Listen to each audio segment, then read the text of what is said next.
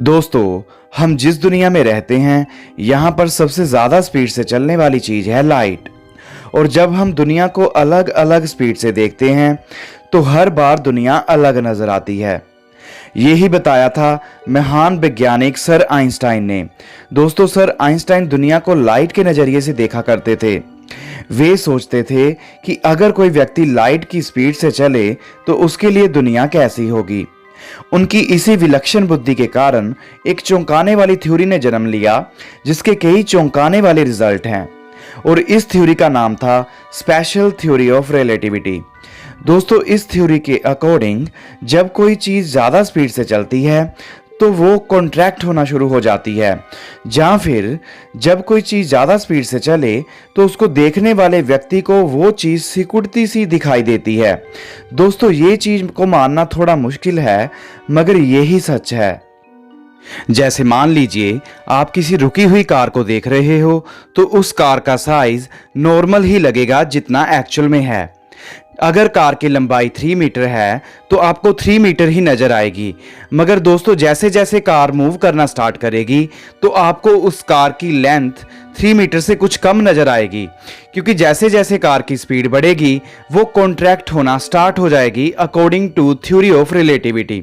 और यहाँ पर हैरान करने वाली चीज़ ये है कि जब कार की स्पीड ऑफ लाइट जितनी हो जाएगी तो कार की लेंथ एक्चुअल में 0 हो जाएगी।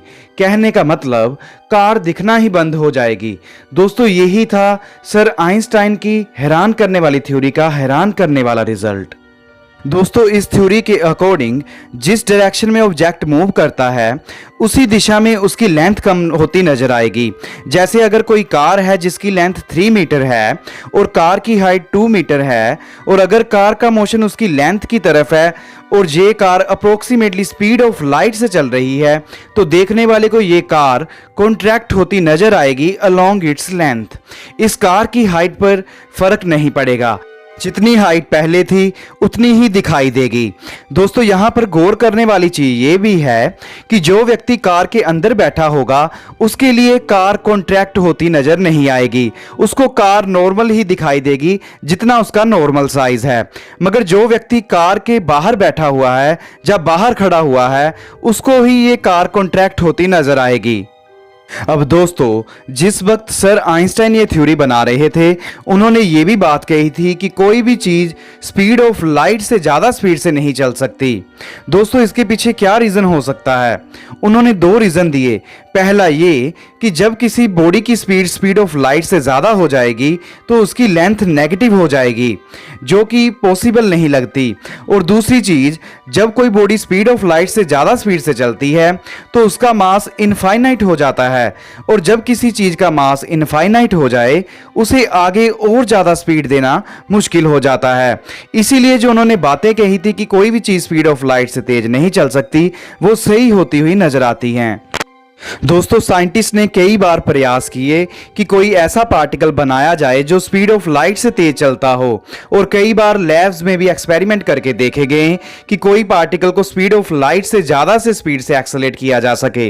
मगर दोस्तों, हर बार ये एक्सपेरिमेंट गलत या फेल ही हुए हैं, जो कि इस तरफ इशारा करते हैं कि जो सर आइंस्टाइन ने कहा था कि कोई भी पार्टिकल स्पीड ऑफ लाइट से ज़्यादा स्पीड से नहीं चल सकता, वो सही होता हुआ नजर आता है। अब दोस्तों, मान लीजिए किसी दूसरी गैलेक्सी पर रहने वाले लोगों ने लाइट की स्पीड से चलने वाले स्पेसशिप बना लिए हों, और अगर वो हमारे आसपास से निकलते भी होंगे तो वो हमें दिखाई नहीं देंगे, क्योंकि हमें पता चल ही चुका है कि जब कोई चीज़ स्पीड ऑफ लाइट से चलती है तो उसकी लेंथ कॉन्ट्रैक्ट होकर हमें 0 नज़र आती है। इसीलिए दोस्तों, शायद अभी तक हम किसी भी एलियन से मिल पाने में सक्षम नहीं हैं। और दोस्तों, सर आइंस्टाइन की थ्योरी यहाँ पर ही नहीं रुकती, आगे की थ्योरी मैं किसी और पार्ट में बताऊंगा। उम्मीद करता हूँ दोस्तों आपको ये टॉपिक अच्छा लगा होगा। मिलते हैं अगले बार नए टॉपिक के साथ। जय हिंद।